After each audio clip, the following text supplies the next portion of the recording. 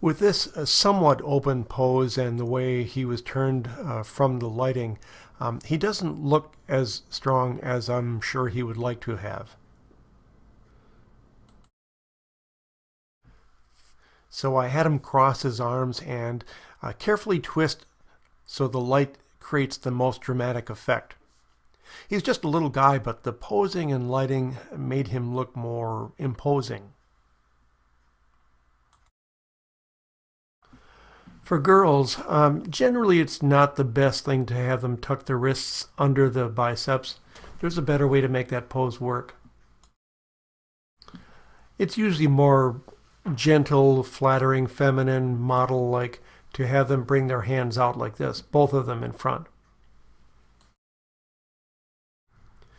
If you do this pose without both hands showing, it's better to have the hand tucked in away from the camera. That said, this type of pose doesn't work very well for heavier people, especially with short arms, as you can see. I'm bothered a bit by the hand in front. That gets attention because his shirt is black, and it's directly under his face. I could have him tuck it in farther, but that would look too squeezed. Or I could have him reverse his arms, but people cross their arms a certain way that they're accustomed to, and they'd feel awkward doing it the other way. Try it, and you'll see what I mean. So I just had him face the other direction. His dark shirt worked out just fine facing the light, and now his face is short lit, which is usually a more attractive light for faces.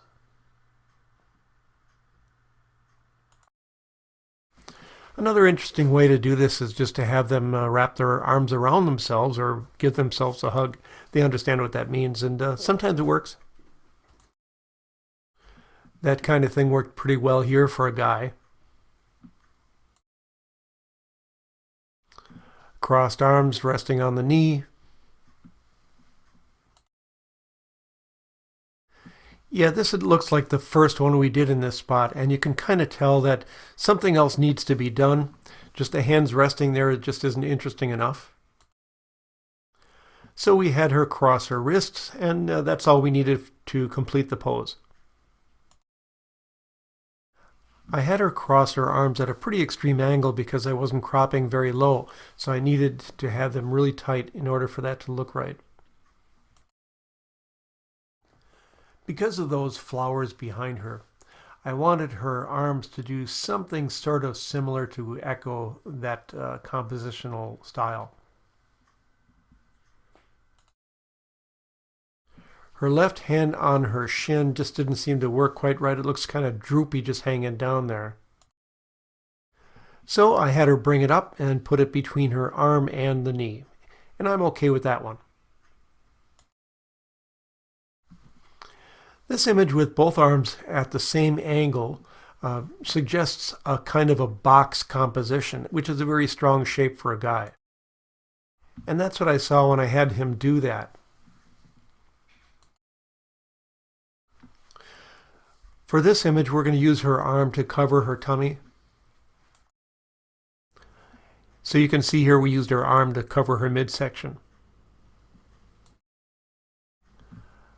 I like to direct girls to put their arms behind their backs because it's an easy pose to direct and something easy for them to do.